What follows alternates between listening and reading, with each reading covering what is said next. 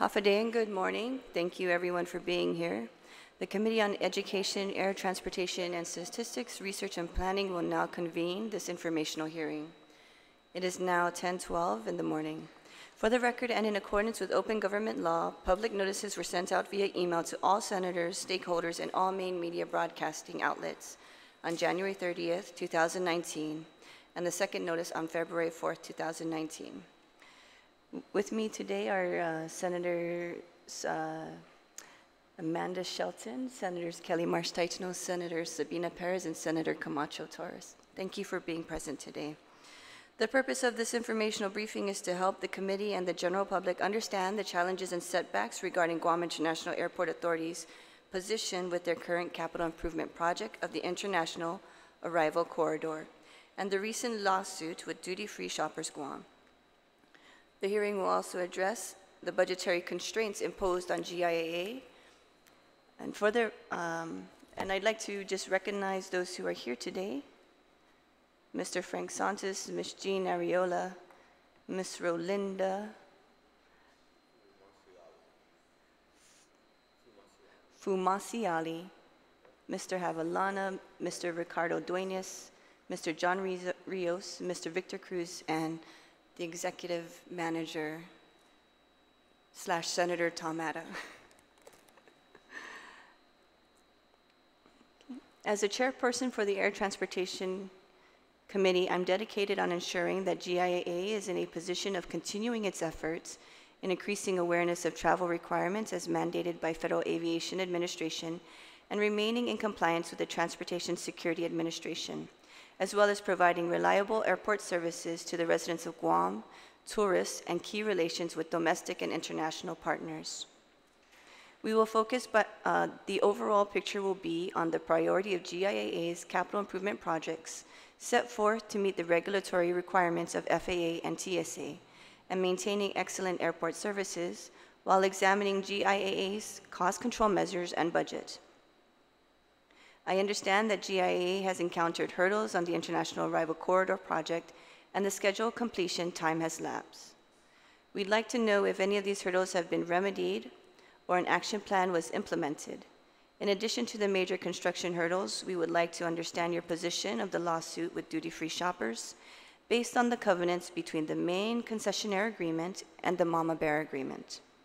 I understand that the documents requested pertaining to the construction contract and lawsuit were received last week and this week. Our committee members may not have had the chance to review them thoroughly, so for my colleagues, there are copies of the scope of work, change orders, work orders, concessionaire agreements, arbitration, and litigation documents that have been included inside your packets.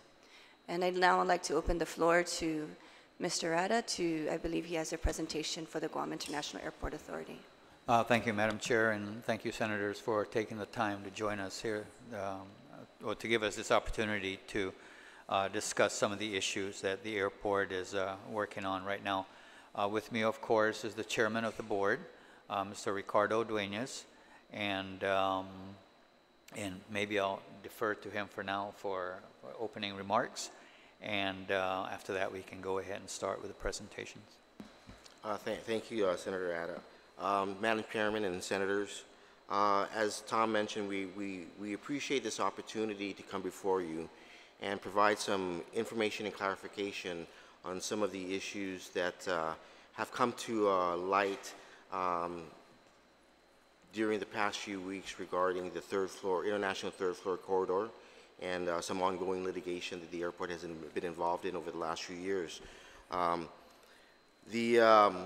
The inception of the International Air Corridor, Arrivals Corridor, was prompted by the TSA, the Travel Safety Administration, following the 9/11 attacks, in which increased security was mandated for all U.S. airports.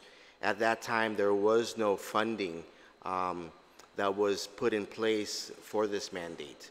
And for a number of years, going all the way back to 2001, the airport has not had the ability to find the funding for this urgent and this crucial project. It wasn't until the specialty travel concession with low T duty free that went out in, I believe, 2013. And the funds from that contract, which was substantially higher than any contract that we ever had with any of the operators in history of the airport, provided the funding so that we could move forward with this project. And so the two are sort of tied into each other in that one is the funding, and then of course the construction is the result. So it's very important that that everyone understand the need for this, not just from a security standpoint, but also from the perspective of enhancing our visitor experience when they first get into Guam, and providing not just a safe but also a pleasant experience when they go through the airport. We do have a presentation that Senator Ada will be walking us through, and then once we're done with that, any questions you have, we have our team here to provide any detailed information that you have. Thank you. Thank you very much, Mr. Chairman. So, Madam Chair, if you allow me, it'll probably take about just 10, 15 minutes to go through this, and it provides some graphics that I think will help to kind of give a better understanding of the project. So, the first slide, the points I will cover is, of course, next slide, please. We're going to look at the background of this project, what is the project objective, a brief project overview, the procurement processes that were involved, the contract costs and funding, and the project timeline and recovery plans. Next slide. So this is just an overview of what the existing, some of the completed corridors already would look like, so that then on the right side of the glass up there is where the incoming passengers will be passing through. The original design of the concourse back in 1988, basically, next slide, basically shows that, you know, we have basically intermingled incoming and outgoing passengers, and so it was an open concourse. Post 9/11, TSA mandated the separation of TSA and non-TSA screened passengers, and that mandate was in accordance with the Aviation Security Act of 2001. Next slide, please. Next slide. So at the present time, what we have to achieve this separation of incoming passengers, international passengers, is basically we have those gray dividers that are set up in the corridor. And we also hired additional personnel. Next slide. We hired additional personnel basically to be like traffic directors to hold the movement of passengers going through the concourse, so that the incoming passengers can cross over to get over to where Customs and Border Patrol is. Despite the measures, next slide, despite the measures that have been taken to put up the dividers and the additional personnel that have been hired, TSA still deems the measures to be deficient. And so that was then when greater measures were taken to implement this, what we call the third floor project. The project objective basically is to assure air travel safety and security. It was made a part of the 2012 master plan and is necessary to meet TSA mandates and regulations. It will enhance the efficiency of inbound and outbound passenger processing, and will increase service capacity for passengers in the concourse. We have, is that video ready to take a look at?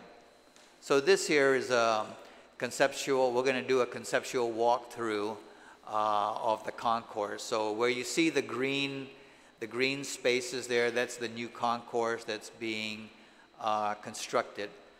You see those little, looks like huts those are what we call the pods. So when the airplane drives up to the bridge, like you see there, the passengers will then exit the airplane, go through the bridge, and will enter the pod, and will go up the escalators up to where the concourse is. So you got escalators, you got elevators, and we'll also have stairwells to get the passengers up to the new concourse. This, you're looking at the interior of the pod. So this here is, what you see here is at the top of the escalator at one of the pods, where then the passengers come up on, and this here gives you a view of what the concourse looks like when the passengers get out from the elevator or the escalator. This is just another view. So you're going to have this concourse coming from the east concourse and from the west, and so we'll proceed there, and eventually all this is to converge down where the customs and border protection people are, the immigration, where they check passports and whatnot. So you'll see that it's a new stairwell that comes down, and it brings the passengers into the customs and border protection area. And there will be some enhancements also of the customs and border protection area where we process the passengers. And then from there, of course, they'll go down to customs and quarantine, where they'll pick up their bags and whatnot. Okay, thank you. So, I thought that was kind of short.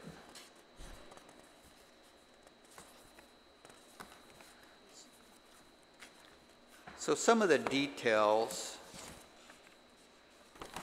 on the project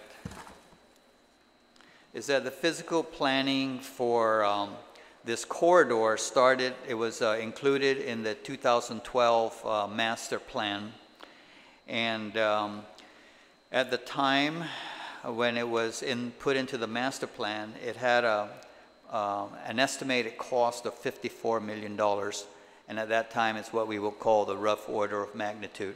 You stand outside the building and kind of make an educated guess. What do you think it's going to cost to construct this facility?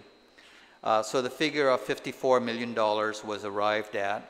And there were other capital improvement projects that needed to be undertaken. And so those projects were all added up. It came up to about $110 million. And the airport authority then went out to the bond market to obtain funding for these projects. It was decided that this will be a design bid build, and in 2016 there was a construction bid solicitation was issued. Now what started out as a project that was estimated at $54 million, when the bids came back, the bids ranged between $97 million and $110 million. This was actually the results of a second bid. After the first bid, the bids were higher. The project was taken back to the drawing table, did some value engineering, removed some components, but still the bids came in at this price range. The construction contract was awarded to Black Construction at a price of $97 million. And so that's where we're at. On the next page here we have, so when you total up all the construction or the contract costs, there was initially the cost of $5.6 million for design. For construction, it was $96.9 million. There's the contract, what they call the post-construction award service, which was at a price tag of $5.1 million. And then you have the construction management at a cost of 3.8. So the total cost when the contract was originally executed came in at $111 million to undertake this project.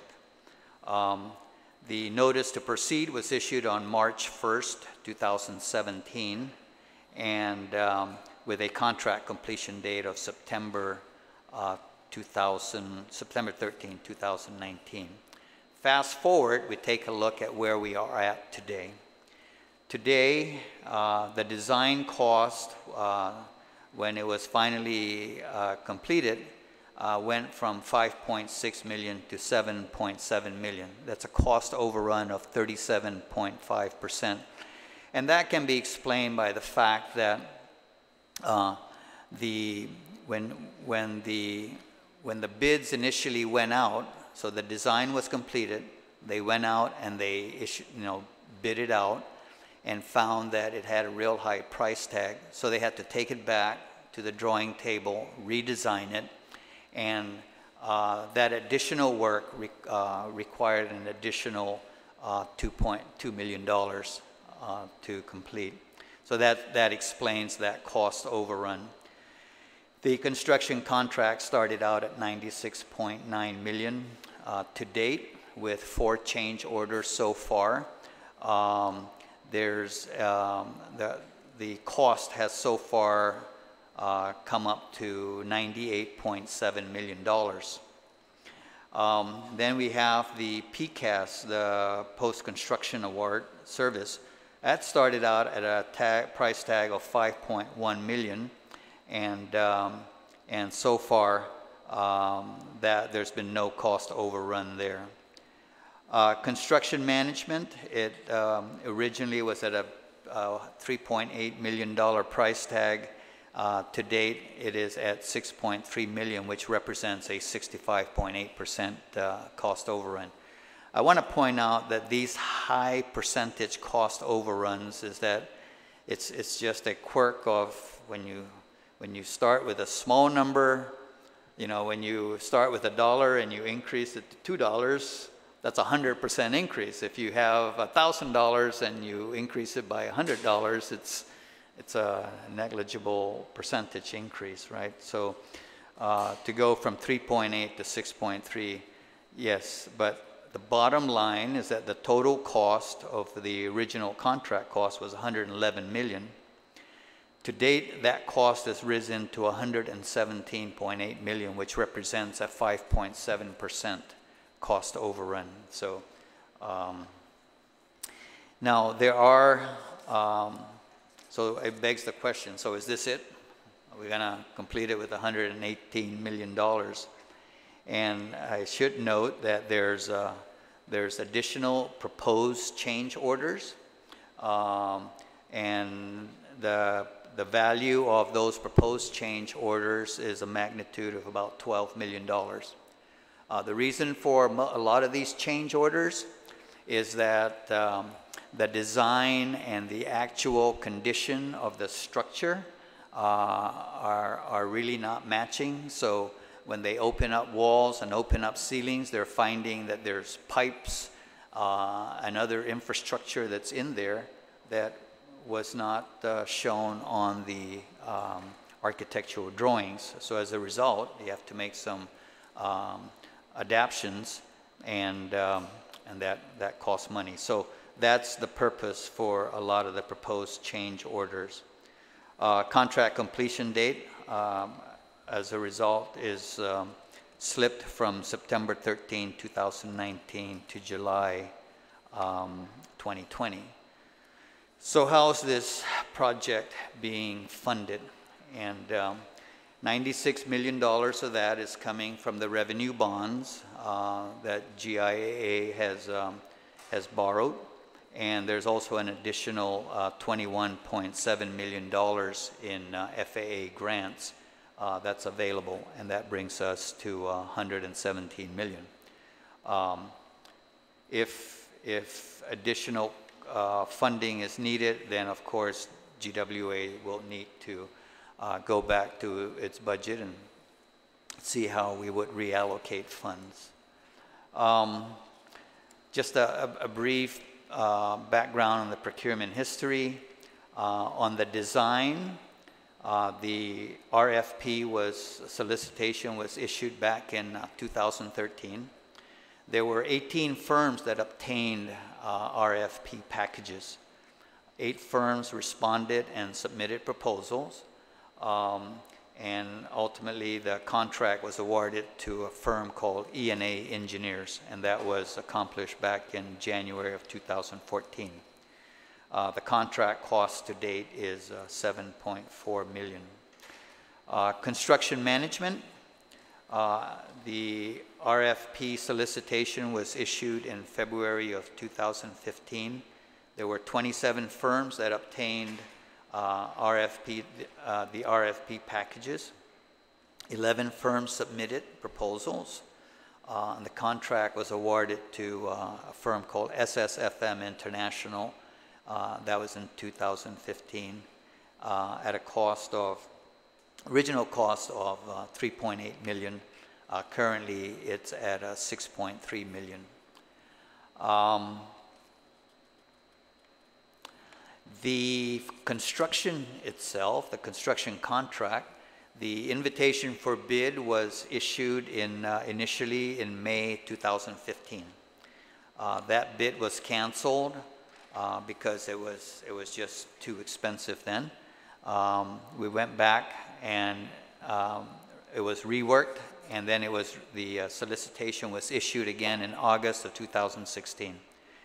23 firms picked up the bid packages. 3 firms submitted bids, and the prices ranged between $95.6 million to $109.1 million. The contract was awarded to Black Construction on December 4th, 2016. The post-construction award services, that was part of the design contract. So whoever the designer was, in this case E&A Engineers, it was stipulated in that design contract that they would also then provide the post-construction award services. And that is normally a part of when you have a bid-build type of bid-build type of contract. When the engineers did their architectural drawings, they were working under a certain set of assumptions. When the contractor comes out there and actually begins the build, we find that those assumptions may not hold up. And so the original architect then is the one that provides the necessary corrective action, redraw and whatnot. So the contract cost for the PCAS is $5.1 million. Now, we see that the costs are starting to grow. The completion time has stretched out by an additional 9 months. And so then the question is, how do we recover from this? What is the recovery plan? One of the things that we found is that we need to minimize the response time. When the contractor issues a request for information or submits drawings that needs to be approved, sometimes we found that the responses was not given. It would take sometimes up to 100 days to respond, to provide the answers. For what reason, I'm not sure, whether it just took that long to complete the redraw, the re-architecture or whatever, but that's one of the ways to recover then, is to really minimize that, and none of this, okay, we'll meet on it next week. No, we meet on it tomorrow morning, and let's sit down, and our sole purpose in life is to get this corridor built. So to give that sense of urgency to the project, because for every day of delay, it was estimated, I think a rule of thumb is something like about $10,000 a day for administrative overhead.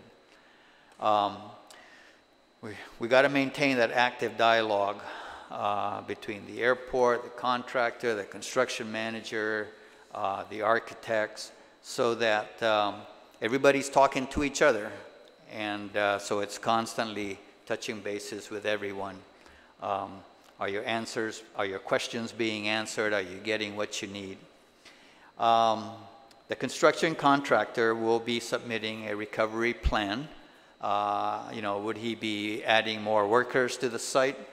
Were they going to be extending their work hours? Or however might be feasible to compress that, that extended construction time. And then finally, of course, is just to minimize the amount of time extensions. As I mentioned earlier, it's estimated that the time extensions are associated with about $10,000 per day. And so with that, we can go ahead and open it up for whatever questions you may have. If it's a technical question that requires the answers from the engineers, then we'll have somebody from our that division to come up and respond. Thank you, Mr. Arata. The change orders that occurred, first of all, what type of contract is this? Is this a time and material contract, or is this a lump sum kind of contract, fixed price?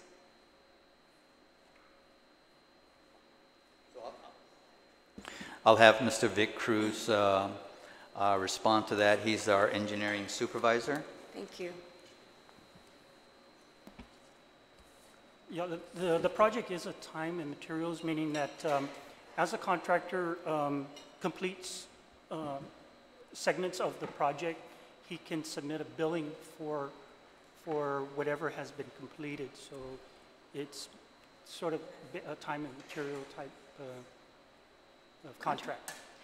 Okay, and that brings me to the next question. In the slide, you put up the cost of the change orders. So I think that was $12 million in the proposed change orders. Proposed change orders. What is that? The proposed change orders. Has any change orders been approved, or through this duration have there been change orders executed?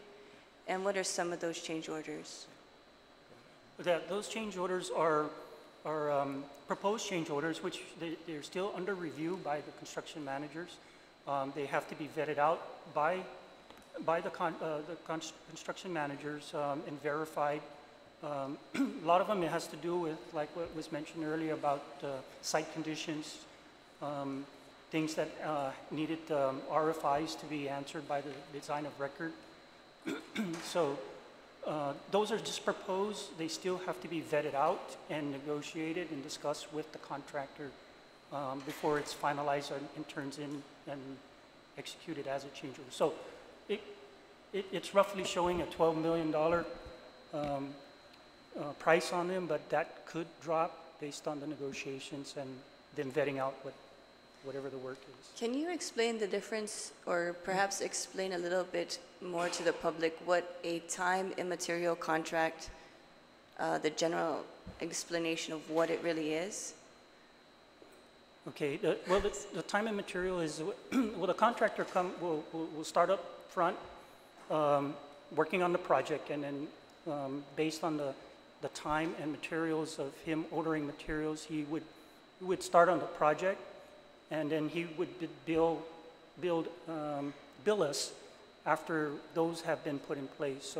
So the construction manager will monitor what has been put in and verify all those materials and make sure that equates to a dollar figure for what he's put in based on the contract amount. And then they would submit their billing on it. So there's a flexibility in the contract where costs can increase or costs can decrease? Well, no, it could increase, but it depends on the site conditions. But that's closely monitored on what's per contract and what's to be billed based on the contract. So they will monitor that cost and try to make sure we contain that, provided there is no site conditions that differs that may cause more material or additional material that's required. So like when they do a retrofitting of a column or a beam, and if it requires more steel, then that material would increase the cost. Is there a reasoning why the proposal was based on a time and material contract and not a lump sum fixed price contract? I'm sorry, say? Is there a reasoning why that who did the RFP or request for bid? For the construction, it's an For the invitation construction? for bid. Invitation for bid, thank you. So is, Yeah, I guess, yeah, it's an invitation to bid, so So what was the reasoning? The bid comes in as a lump sum, but Okay. I guess I'm speaking more towards the actual construction and how that portion comes in. But it's a lump sum bid. Bid? So how did it go from lump sum to time and material? Well, well, the time and material, like progress payment, right. I'm sorry? It's based on progress payments, and that's what I was alluding to is Thank you. the material, you know, the work, as the work goes on, payment is submitted based on that work effort. But it's not a time and material, I guess. I'm just thinking it's based on what work in progress has been completed. So clearly, with the A&E design that is developed, that A&E goes into great detail as to materials that will be needed and all. And the construction contractor then will basically add up how much those materials are going to cost, how much labor, and then their bid price is going to be based on that analysis. So in the case of Black Construction, they came up with $96.7 million. Did you want to add to that? Santos is the airport consultant that assists in these matters. Thank you. Vic actually corrected himself that the project is an invitation for bid with a lump sum price determination for award. The time and material portion is really for the progress payments Okay. on a monthly basis. So the construction manager tracks the materials that are either installed or undistributed materials that are on hand with proof of payment, and those are the items that the airport can reimburse the contractor for. Okay. There's also a 10% retention, so there's always a 10% of whatever the contractor has expended remains with the airport as a guarantee at the end of the project. Okay, thank you. And so there's the proposed change orders for $12 million. Are there any other change orders in the past that have been approved and what it entailed? There have been 4 change orders that have been vetted and approved so far. So we still got the other 12 that is undergoing review. What is the cost of the 4 change orders? Gosh, do you have that? I'm sorry, sir? The cost of the 4 change orders, the total? Approximately 1.8 million. 1.8 million. Does any of it state, or are any of the proposed change orders even have anything to do with the H-2B state that we are in? No, The ma'am. labor? No, Okay. ma'am. So it does not include the Yes. labor? Okay. Are we anticipating anything to arise from the challenges that we are having in this area? Where the H2 labor issue came about was during the bid process, Okay, where there were issues at that time. Only 3 bidders out of 11 that submitted bids, and a lot of it has to be with labor. Black Construction has a lot of local labor, so their prices are at a premium. okay. The other 2 bidders are the same. And the board approves these change orders? So Who approves the change orders? So the construction contractor, Black Construction, will submit the proposed change order. The construction manager will review those. It will also be vetted by the designer of record, the A&Es, and then ultimately then a decision is made as to whether the proposed change order will be accepted or as presented or with modifications. And then that gets presented to the airport for final approval. By the board, Right. So, not by management. yeah. So the way the setup right now is the executive manager is the construction. I mean the contract officer, Okay. and has ultimate approval or disapproval for proposed change orders. Okay.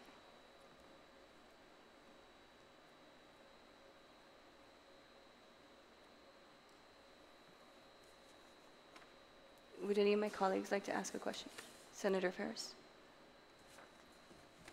Oh, I'd like to also welcome and thank Senator Luis Muñoz. Thank you, Senator. Thanks. So I have a question regarding the RFP for design. To what extent would the specifications have helped to minimize the change orders?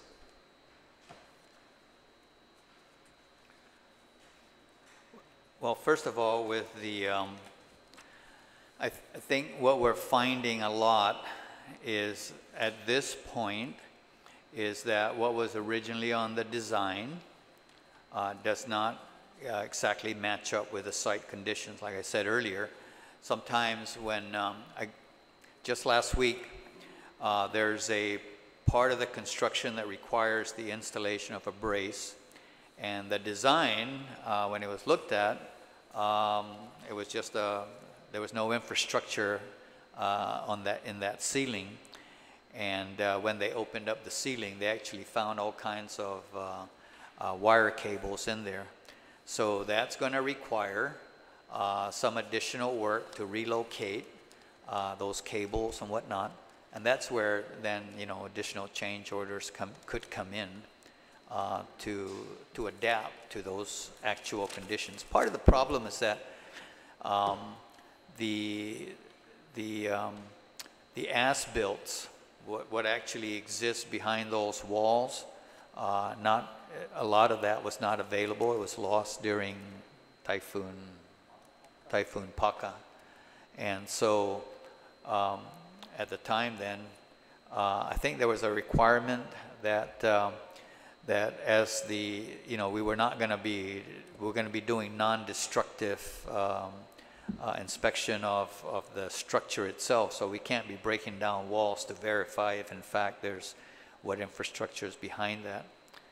So certain assumptions had to be made, and then at the time of construction, we're finding out that some of those don't match up. So when I look at the change orders, one of them is for $360,000. And it covers IT design and other things. To what extent is the company looking for the lowest cost for these items? Those change orders, when it comes in from the contractor, actually makes his best. We don't go bidding out those change orders. So that's where the construction manager comes in, and they use their best estimate as to whether it would really cost that much or if the proposed changes are necessary. And that's why that vetting process goes on. And so the fact that the contractor proposes certain changes at certain costs doesn't mean that that's what it will be. Because you'll have different engineers looking at it, and they may have different solutions. So that there's an opportunity to lower that cost. That's where the vetting process, but they won't go and bid it out. It's not going to be bid out.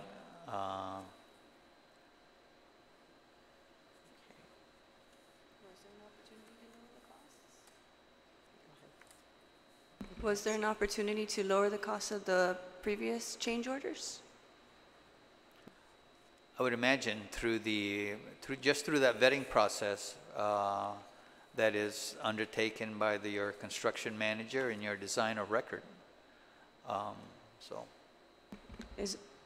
Was there an opportunity to lower the cost of the change order? The previous 4 changes were vetted. 2 of them are actually for special testing because we're dealing with a steel building. So we have testing that's done at the factory, a U.S. factory where the steel is fabricated.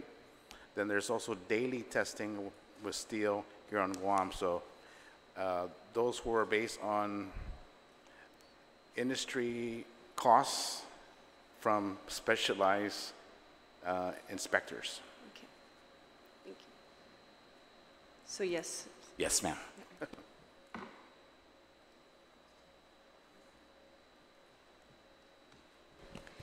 With regard to the construction management services, there was a variance that was noted of 65% upward adjustment in cost.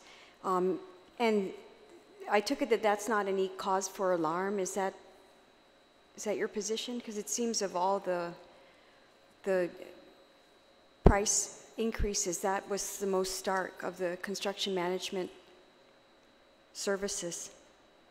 Do you care to comment? I mean, just for typical variances, is that a typical type of upward adjustment?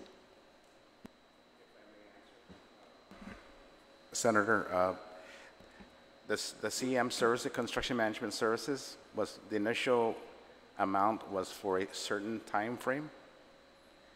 So the additional amount was to carry on that same work scope up through September of 2019. I noticed that the term of the contract was for 29 months, so that then accounts for that? Yes. All right, that makes sense, because my next question is that something that's going to be adjusted, amended in the agreement, and whether that was going to result in an additional cost? So it's already been factored in?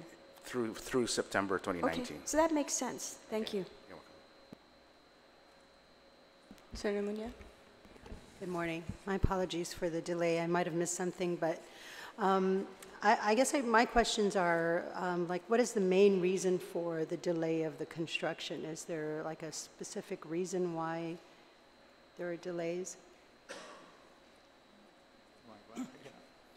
Well, a lot of the delays, like was mentioned earlier, that during the design phase, we didn't allow the designer to go and just open up all of the different parts of the building. So what's happening is during the construction phase, the site conditions are differing from what was anticipated in the design. So a lot of that is coming back based through RFIs for clarifications by the design of record. So a lot of existing utilities that are in the area or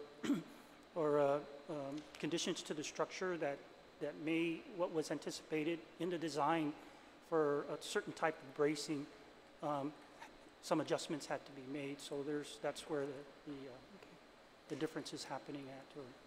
And so I think a lot of the delays also can be attributed to the fact that when the contractor is out there and he encounters a situation that's different from what the drawings show, then they put in a request for information from the designer of record, from the original architectural engineer.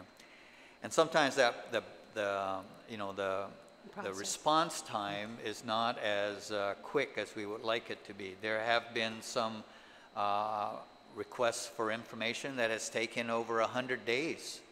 Not exactly sure why it took that long, but sometimes it takes that long. So as a result, the contractor tries to fill that void as best as he can by possibly then undertaking other tasks, but cannot proceed with that particular task until the designer of record comes back. And then when we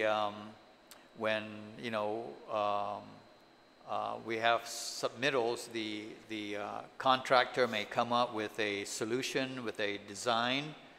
That still has to go back to the designer of record to be reviewed to make sure that, if we make this kind of solution, we're not going to be weakening something else in the structure. So it's a lot of that interaction that takes place, but the way we're addressing that is to really put that sense of urgency. And I sit in, for example, as the contracting officer, and I take the time.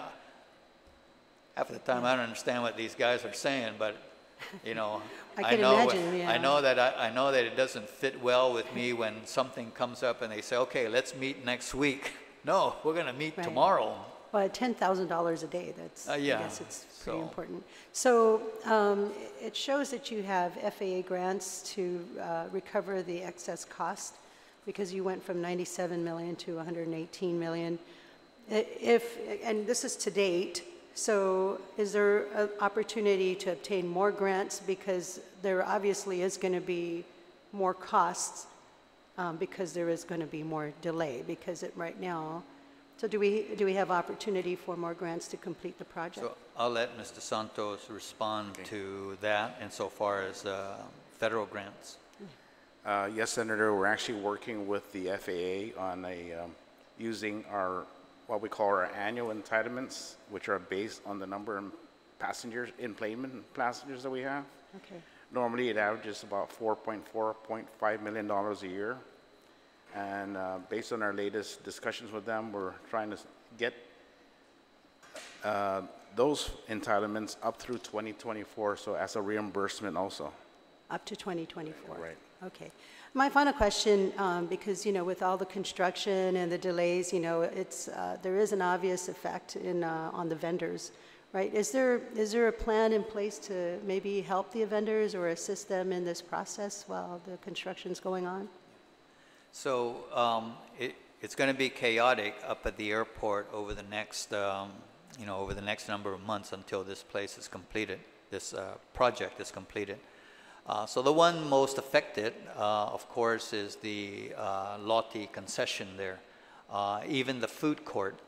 And in the case of the Lotte concession, there has been agreements reached to try and where certain areas have to be shut down to try and provide them with alternative spaces.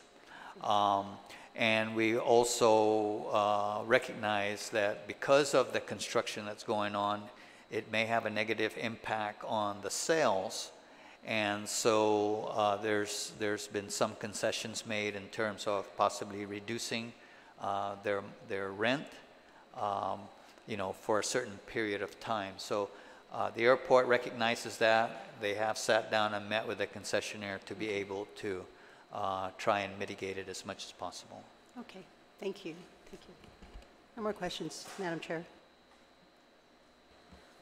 Can you just explain how the construction management is chosen? I'm assuming it's not internal, right? You're contracted out? Correct. So it's contracted out. It was issued as a request for proposal. I did show in here that there was when the RFP solicitation was issued, there were 27 firms that actually picked up packages. 11 firms submitted proposals, and ultimately the firm SSFM International was awarded the contract.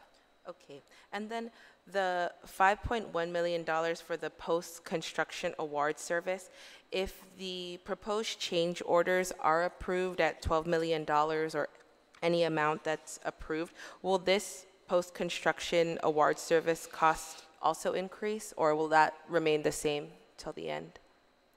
So the way the post-construction award service is priced out, it assumes a certain number of man-hours for various engineering disciplines.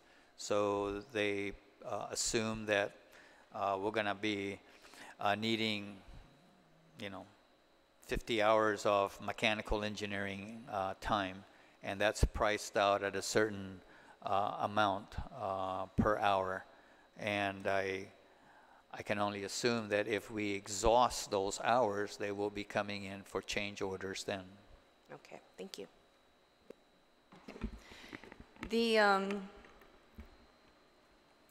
I understand that there is also a list of capital improvement projects that the airport was looking at doing, but had to put them on hold because of the cost increase to this third floor corridor. So can you just tell us what the capital improvement projects that you had to have put on hold because of this cost?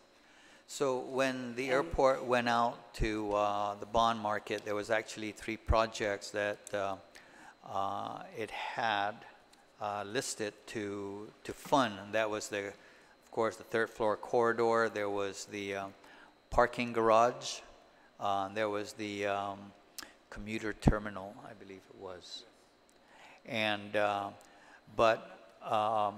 and those projects plus several other small ones, and I'm sure Vic could probably go into that. What we had to do is to defer those projects so that we can reallocate the money to the third floor project. I think as a result of having to defer some of those projects are actually excellent candidates for public-private partnerships.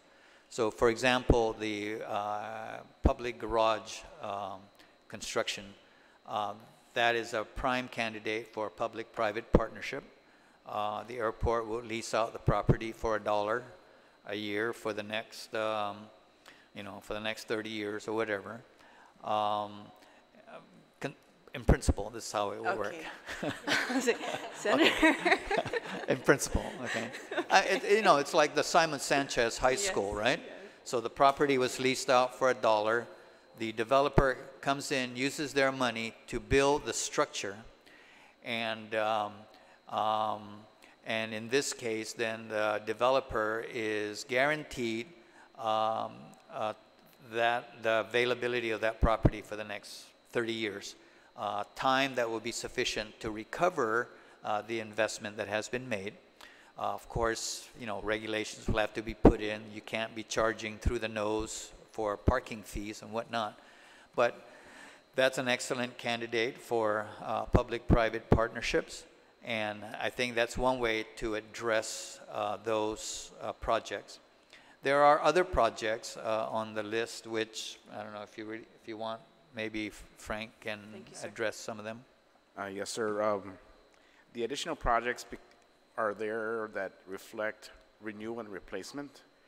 Our terminal is now over 20 years old. We did, 2 years ago, replace our air conditioning system. You recall the news stories before of how warm the terminal was. So through a ESCO, an energy services contract, we replaced all our air conditioning system. But we have other devices, conveyance devices, the escalators, moving walks, elevators that need to be replaced. Those were part of the program.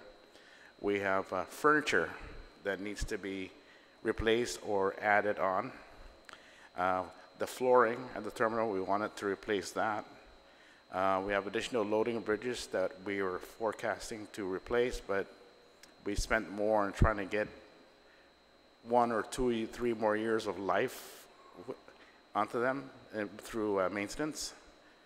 So those projects, and we do plan to put out another master plan update in not this year, but at the beginning of next year, that will identify other requirements. The airport's funding or debt service requirements in the year 2023 gets reduced substantially. So there's an opportunity there for the airport to seek additional funds outside of anything that we can do with the public-private partnerships. Thank you. Do any of the capital improvement projects that were put on hold impact safety or FAA regulations and requirements? I'm not aware of anything with the FAA, but we do have plans to replace our fire protection system. One of the change orders is the fire alarm panel, but it's because we increased the size of the building, the panel needed to be upgraded to accommodate the additional areas, so we just decided to change the whole panel. And that was included as one of the change orders to Black Construction. Senator Torres? Mr. Santos, as you're talking about the CIP projects, with the third floor corridor, that then opens up a lot of the spaces that at one point were retail spaces or spaces for services. Is part of the plan also including some of those revenue generating models within the areas that are now vacant spaces? Absolutely, Senator. It opens up those areas now for revenue generation. Okay, because it's concerning when there's discussion also about the impact of construction theoretically on sales and the need to reduce the fees and the rental fees and not from the main concessionaire now. So, you know, as we're talking about how we're reducing, I'm also thinking about what I remember to be the plan to make it a fully functional and serviceable with a lot of amenities available. So I'm glad to hear that that's ongoing as part of the construction, that you have the use of the now vacant and dormant space for consideration. That's correct. I'd be interested to see what you have on that at another time too. Okay, thanks. I'm just a little uncomfortable about all these change orders, and why wasn't it caught with the RFP for the design? I mean, is there a way to hold that company accountable for that? Sir, if you want me, I'll answer that. A lot of the changes are not what we call errors and omissions. Senator Ada brought up the fact that we did a non-destructive design. So in other words, we didn't allow the designer to open up all the roofs, or the ceilings, and the construction. I mean the columns, to expose what was behind there. So everything was based on construction drawings, not as-built drawings, construction drawings that occurred back in the 90s. So with that in mind, the only time the contractor, we see what's back there when the contractor reaches that area, what we call a hoarding area, that they now can open up. It's safe for the public, it's safe for the passengers, and it's safe for the employees. Then we see what's there, and then the contractor, or we record what's the actual conditions. Then things change, and again, this is a steel building, so if you change an area in this facility, it has an effect on the rest of the building. You see the terminal as one, but it actually is 9 separate buildings structurally. So we try to handle each building at a time, phasing it in.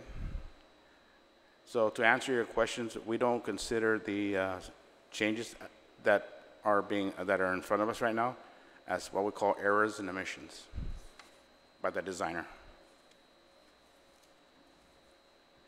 Are there any questions, any other questions regarding the third floor corridor? Okay, thank you. Senator, Mr. Ada, we'd like to move forward with the LOTE and DFS. I believe you have something prepared. Did you want to address it? No. Okay, fine. So, here. Oh, here. Yeah. Okay. So I think to start off with, I would like to just make a couple of salient points. One is I would like to discuss about the importance of the LOTE concession contract that's in place right now, the importance of that to the bigger scheme of things, the airport. And then I just want to give an overview of the 2 litigation pieces that are currently in motion. One is the procurement dispute between the airport and duty-free, and then the recent arbitration award that was made to duty-free. With respect to the importance of the LOTE concession contract, I think to put it in perspective, the airport's annual revenues amounts to about $60 million a year. The revenues that's generated by the LOTE concession amounts to about $15 million a year. That's 25% of the total revenues. So that's a significant amount in the revenue picture of the airport.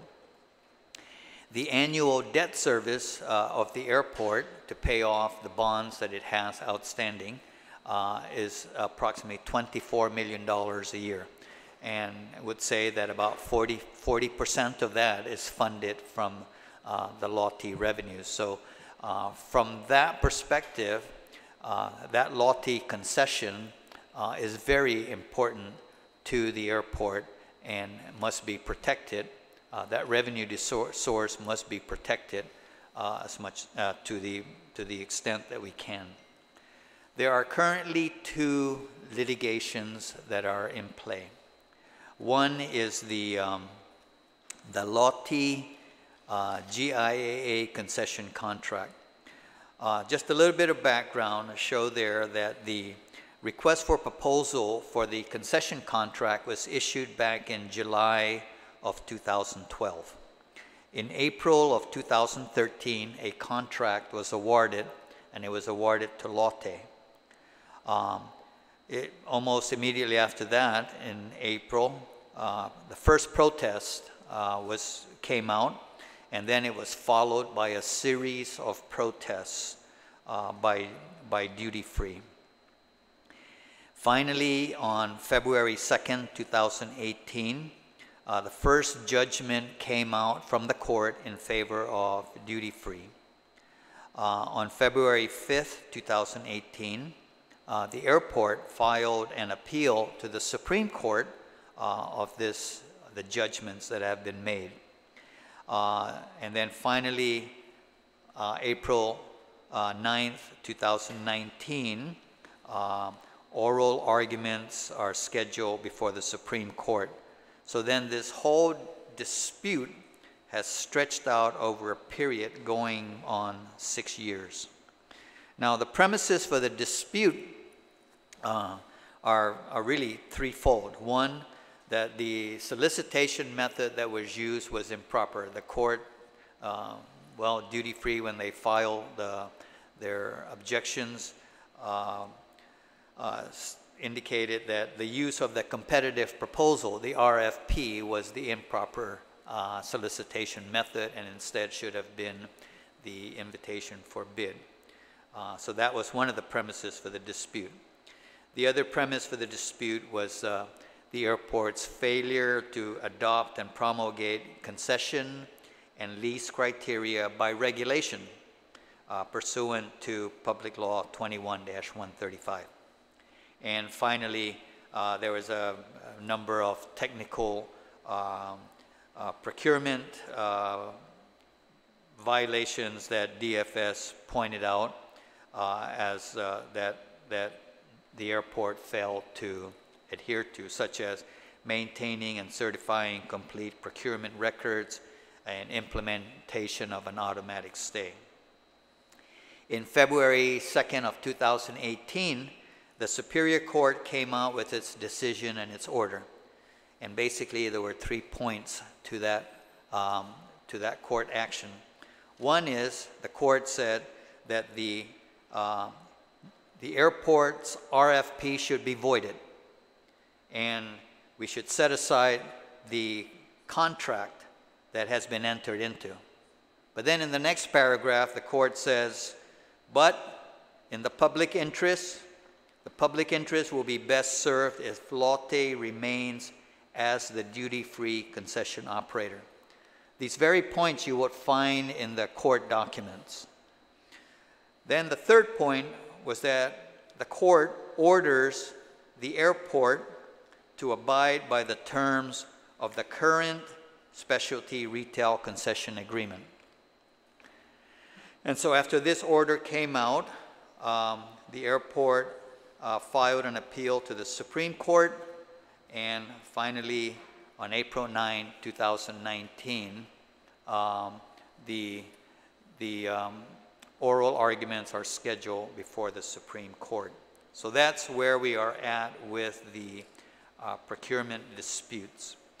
I would have to say that because the matter is before the courts, it really would not be prudent on our part, I think, to discuss any more than what we've extracted from the court documents, because anything we say can and will be could be used against us. I will say this, though, as a closing note on the procurement dispute, is that there's been no finding that airport officials acted unethically or in a biased manner. And two, the protests were based on technical violations that were raised for the first time almost a year after the airport had issued its RFP and do not justify voiding the contract. So that's the litigation regarding the procurement dispute. The second dispute that is currently in play is a contract dispute related to the overstaying of duty-free in the concession space and the rent that is due from that. That's the Mama Bear space. The Mama Bear space. The Mama Bear space is the one where the Carabao used to be when you first come in, just as you pass TSA. And the liquidated damages that arise from the overstay. And the actions that the airport took to recover the overdue rent. It drew down on a surety bond. So just as a background, this dispute started in December 5th of 2013. That was when the airport then to collect on this overdue rent and the liquidated damages drew down on a letter of credit on the surety bond, and it drew down $2.1 million. And then a year later, DFS filed a claim pursuant to the Government Claims Act.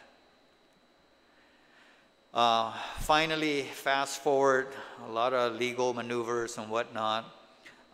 September 2018, the matter finally comes before the court.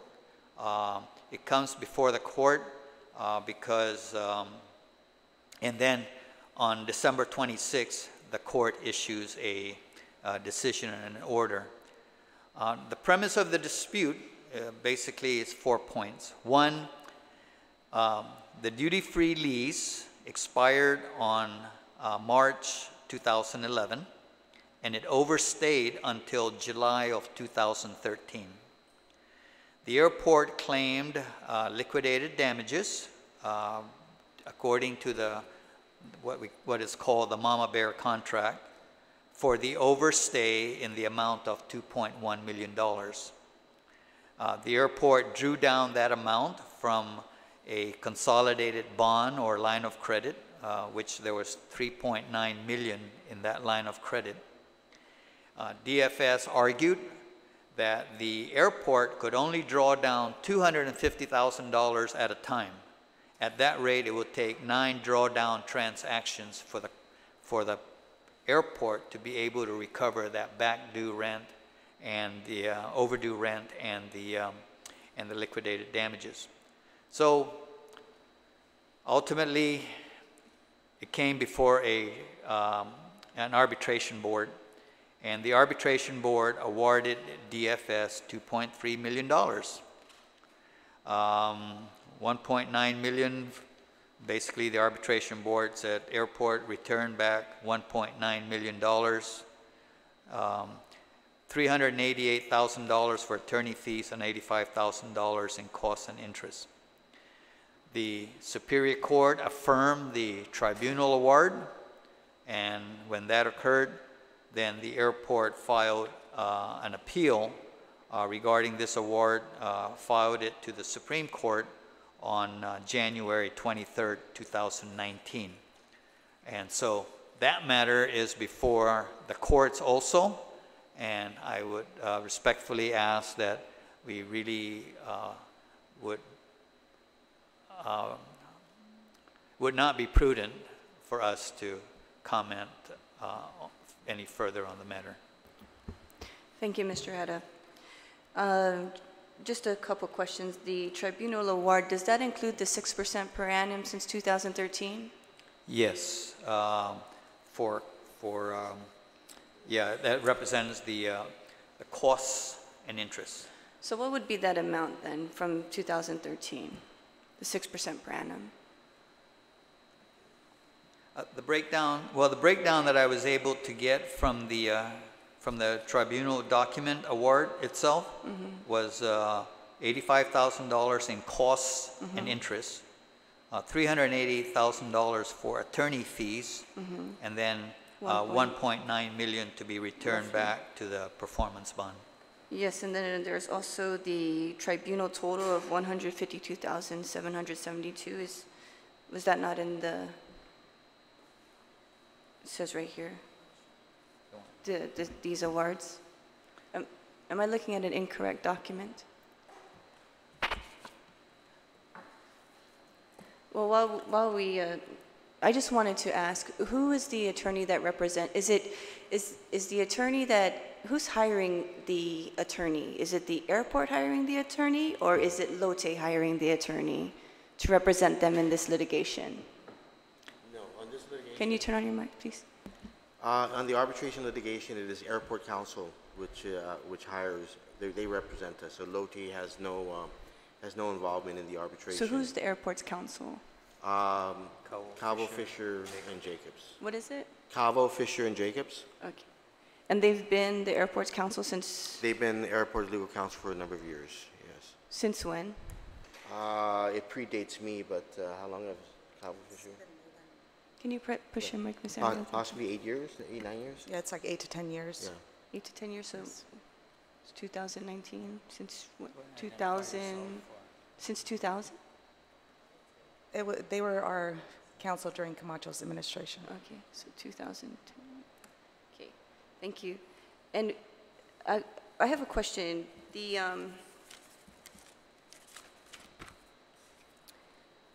What is the current cost of attorney fees that the airport has paid?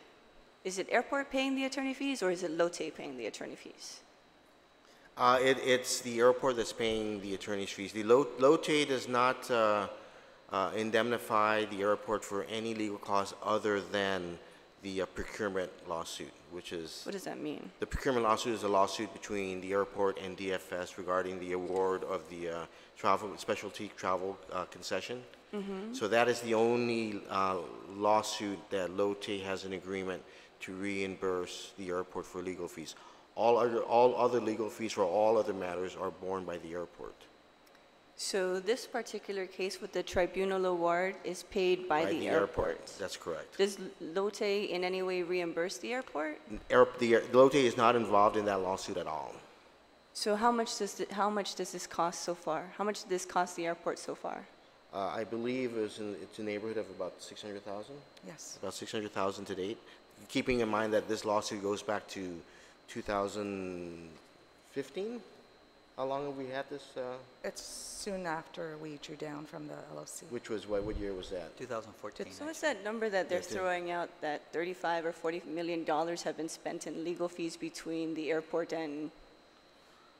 The legal fees that I think people are making a reference to is in the litigation between the Guam airport and the duty-free shoppers. That's a procurement protest litigation that they undertook, where they sued the airport to try to void the award of the concession to Lotte. So that's a separate. So that procurement protest, Lotte reimburses the airport? Under the contract that was negotiated when the award for the concession was executed, there was a provision in there that any lawsuits arising out of that procurement action will be defended by the airport, and any legal fees arising that will be reimbursed to the airport by Lotte. Okay. And so you have these mediation term sheets? We have some mediation term sheets. And you have an addendum? And an addendum. Can you explain what the initial mediation term sheet is, and then explain the change in the addendum? Okay, the mediation term sheets arose because there was a situation when Judge Barcinas first issued his judgment in February of 2018. And part of his decision was that it required that the airport honor and adhere to the conditions of the existing contract.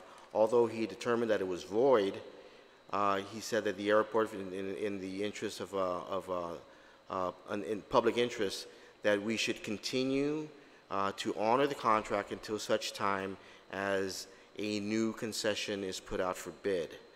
That put the airport in a situation where we had the responsibility to honor the contract, but it put no responsibility on Lotte Duty Free to honor the contract. So in effect, Lotte Duty Free was technically was operating with no contract. And the reason for that is because the judge did not state a decision. When he issued a decision in February, we put an immediate motion requesting that the judge stay the decision subject to an appeal with the Supreme Court. A stay was not issued until, I believe, May or June of 2018. So in that intervening time period, it created a situation where technically Lotte didn't have a contract, and they had the opportunity, if they opted to walk away from the contract. One of the things that concerned us was we knew that Lotte had a big investment in the airport's concession. They had reported to the airport that they had lost money on it, and also the legal fees that were accruing on that litigation were climbing. So this is for procurement. This is just for the procurement action. So there was a concern at that time that Lotte could walk away from the contract, and then we're also entering in the construction period where their revenue stream would be impacted further by the ongoing construction of the third floor corridor. So we entered into a negotiated mediation in order to address some of the issues that came up because of that decision. One of the things that arose from that was given the situation of not having a contract, technically. So is Lotte still operating under no contract? No. During the mitigation process, they affirmed that their commitment to stay at the airport under the contract.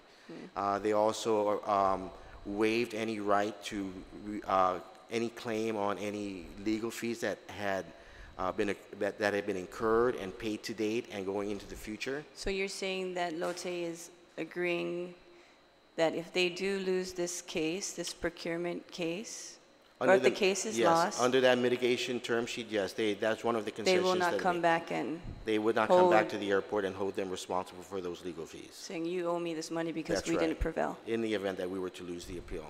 And then we also gave them some rent concessions because of that and because of the impending construction. Included in the mitigated term sheet was a provision that provided for additional concessions to be negotiated for any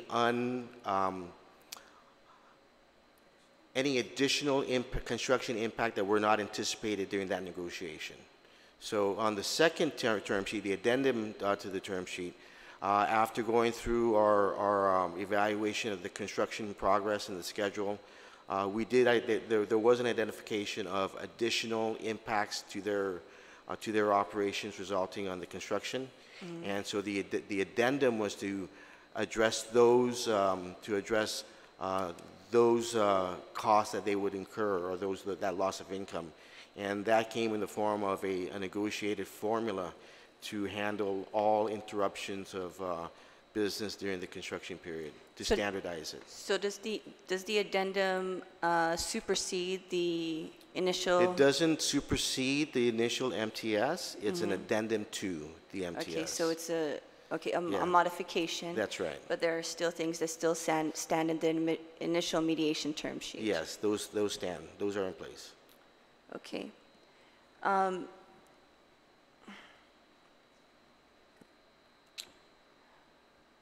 Is it the board's decision to continue to pursue the appeal? The appeal on the arbitration? Yes. Okay, on the appeal on the arbitration, and I know that we have to tread lightly on some of the discussions as far as legal matters go, but as far as what's already on the record, we do have an award that was issued by the arbitration panel, and we do have an affirmation from the lower court upholding that decision from the arbitration panel, which we currently have on appeal with the Supreme Court of Guam. One of the issues that we looked at, and we went through it, and we looked at it from a business perspective, as far as what is that decision going to cost the airport, and what is the cost of pursuing further litigation in that matter.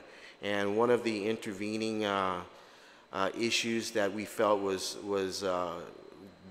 had great weight was that in the arbitration panel level and at the Superior Court level, when they looked at the decision, they never took into account the issue of whether DFS actually owed that rent or not. Their decision was based solely on, did we properly draw down on that letter of credit, and did we draw down the proper amount?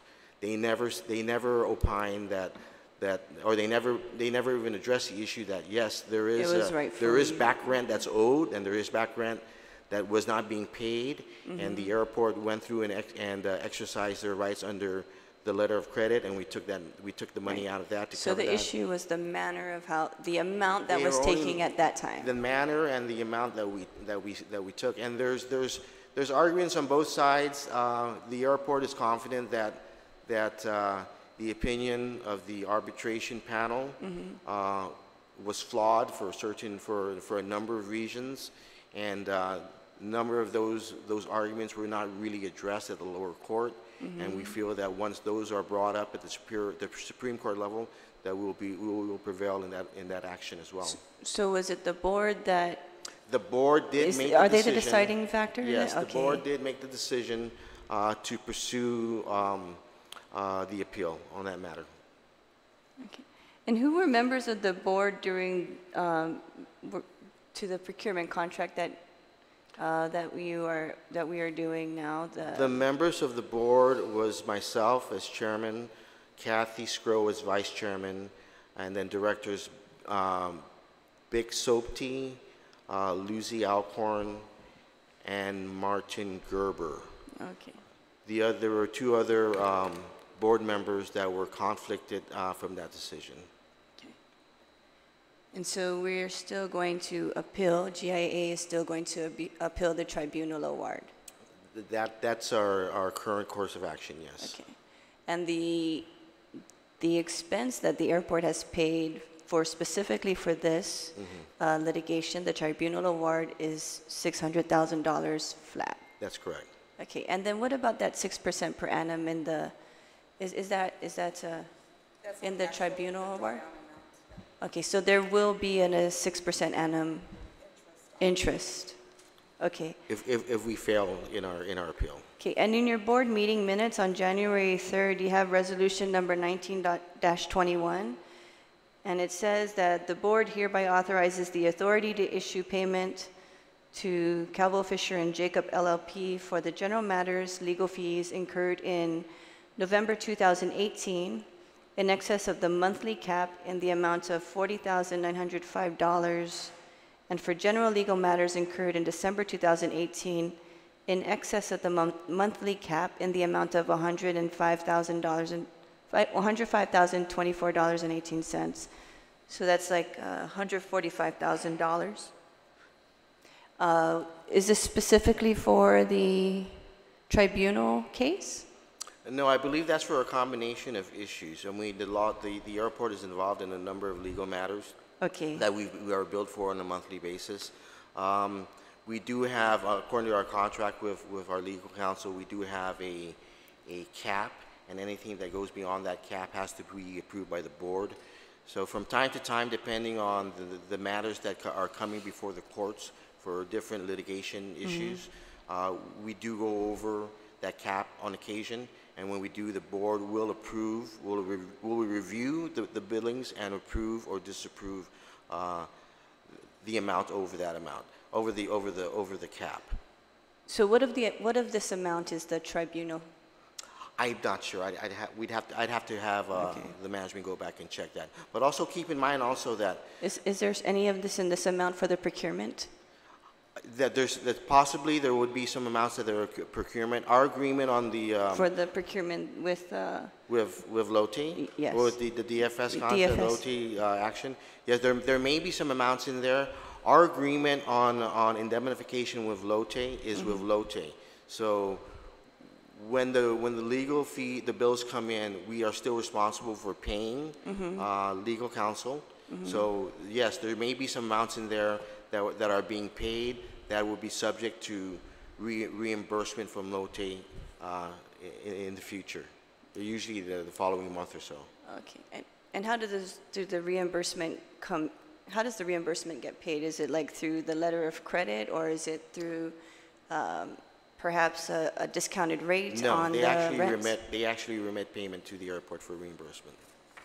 Okay. Are there any questions, senators? Senator Paris. And looking back at the process, being that procurement reform was one of your specialties, what ways can we improve the process as far as procurement in this case? Resurrect Bill 156, I think it was. No, seriously.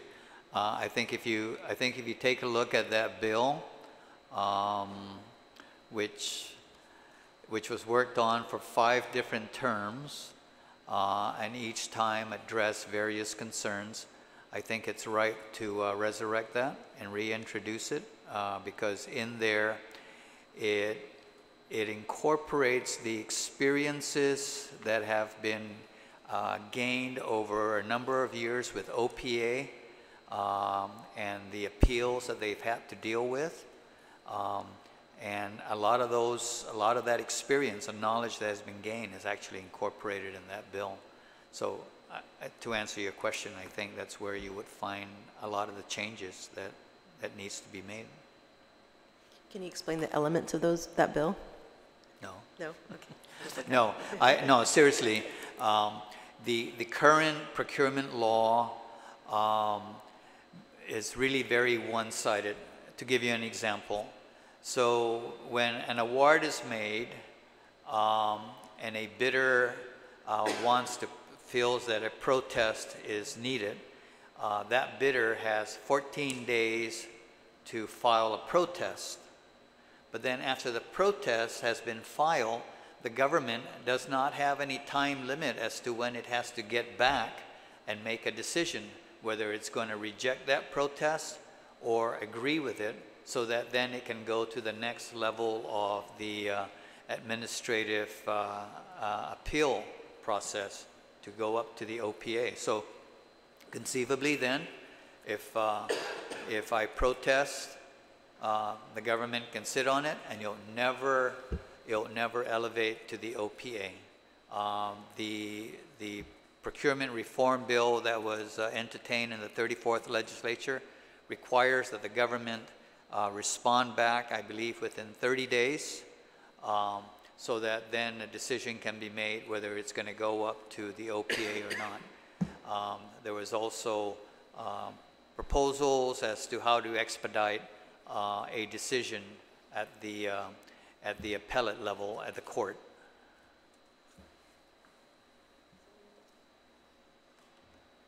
Chairman Duenas, you mentioned the loss of revenue by LOTI as a direct result of the construction. Can you clarify how the construction had a direct correlation to a decline in sales for LOTI? Actually, it's an ongoing situation as construction proceeds down the line from the terminal. It will affect certain stores that are being operated by LOTI Duty Free, because it will require the construction process requires that the ceilings and the columns are opened up and they're retrofitted and reinforced to support the construction of the 3rd floor. And because of that, a number of their boutiques and also what they call their heritage area, which I think is part of the Mama Bear area, those will be required to be closed down. And so we've been working with them over the past year to keep them informed of our construction schedule, so they know what to expect as far as what areas will be closed off. We've also looked at trying to mitigate the impact by offering them alternate space in other areas where they can continue sales. Now you're speaking prospectively. That's right. I mean, I mean, obviously the construction has was begun more than about a year ago, and it will be continuing for at least another year. Right. And so there has been some impact to them to date, and we have some other areas that will impact them over the next 6 months. And we've been working with them to keep them apprised of when those are going to be closed down, for how long. And we've tried to work with the contractors and with the designers to estimate the areas and the number of days each area will be closed down, so they can adjust their operations accordingly. But my point in bringing it up is from a passenger's perspective, a Yes. person who uses the airport, it is not apparent that that the construction has impacted my use of the airport in any way. For example, passenger numbers continue to increase Right. despite the construction. I'm not aware of any delays that I've experienced as a passenger, either coming or going as a result of the construction. And I also, aside from a late night flight that I recently took where the Mama Bear shop was closed, but perhaps that was a matter of timing as opposed to a construction-related cost. So when you say that there has been a decline in revenue and it ties in with that, I find it hard to believe at this point because I'm not aware of any areas of the boutique that have already closed. So I think the correlation in a decline, a correlation between the construction and a decline in sales perhaps is not directly aligned at this present time. And that's the point that I'm making is you speak and I understand exactly what you're talking about, but I believe that is a prospective consideration as opposed to a real-time occurrence, a real-time effect of construction. So I think we need to make those two distinctions because we're talking about increasing the cost of construction, which the repayment of the debt is tied directly into the concessionaire revenue. Concessionaire revenues going down. So I think at this point it's not so clear that they're hand in hand, and there's cause for alarm because as we're looking at increasing the cost of the construction, there will need to be a guaranteed revenue stream or at least some indication that revenue stream is going to be sufficient. Or as I alluded to earlier, that other revenue enhancing models are there to mitigate where the projected revenues from this exclusive concessionaire is falling short of projections. So I guess it's a balancing act for all of us, but I think when we discuss that balancing act and we track the progress of the airport, we have to be very clear about what is a direct correlation to the construction as opposed to just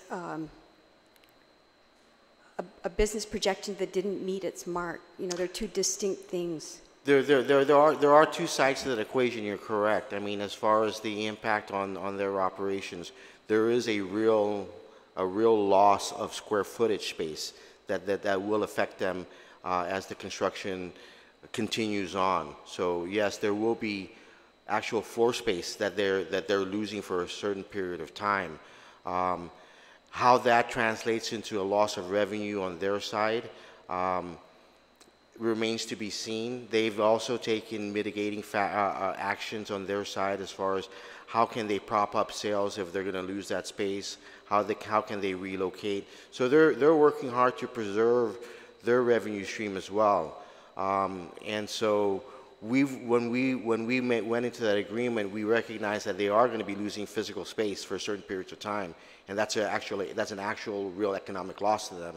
And so that's where we negotiated a formula to calculate how that impact would affect their rent, and it becomes a budgetary issue where we look at it and we try to estimate it as much as possible, and then we've also taken action in an agreement with them to try to amortize those costs over a longer period of time, so that it's not a large impact for a short period of time. We spread it out so it eases the burden on our budget.